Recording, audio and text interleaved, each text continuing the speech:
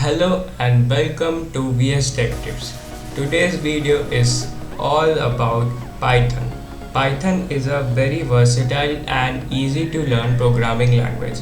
Whether you are a beginner or an expert who wants to expand their skills, you are in the right place. Today we are gonna show the basics of Python and then continue our series to mastering Python. So let's get started. Head over to your browser and then search for repel.it. The link will be in the description below. You can just click it, and once you are on the link, just click on login or sign up, whatever you want to do. Once you have signed up, you will see a page like this. Here click on create repel and then select Python and then name it. I'm gonna name it tutorial. Once your repel is created, here is the main file. We'll use main.py. So let's get started. So write print bracket and then double quotations and then write a word. For let's example write hello world.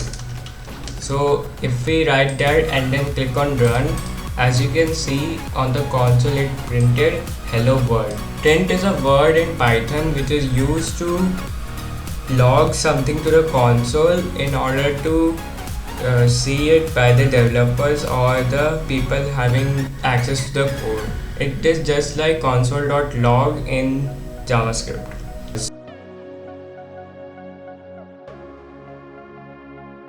So if you put a hashtag and then write something, for example variables, this won't be printed to a console. As you can see, if I click run, it isn't printed to a console because this is a comment. Comments in Python are used by devs in order to keep this code clean.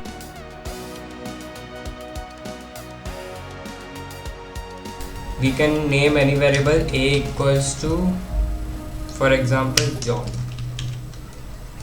So this is one variable. Then B equals to 88. If we print A and then print B to the console, it will click on, if you click on run, as you can see it printed the variable. This is a way to keep your big sentences into one. For example, if I name a new variable C equals to hello world. As you can see, this is a big sentence and you don't want to write it in the print function as it can get messy. So we create a variable called C in which we write hello world, how are you, and then we just print it to the console and we run it, and as you can see it's here, and we only need to write one single letter.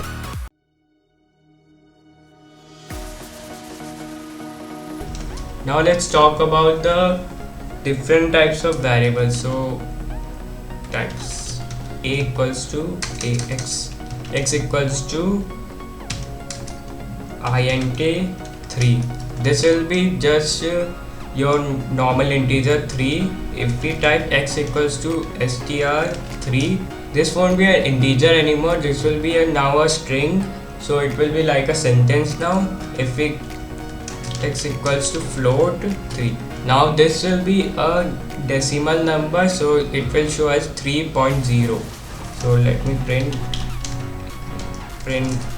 x.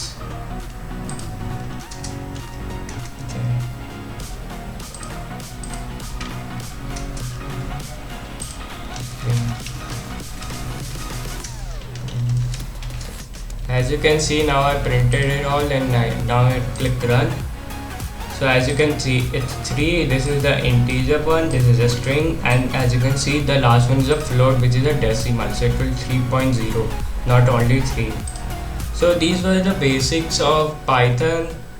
We'll go into advanced and more basic stuffs of Python in the next video. Thanks for watching.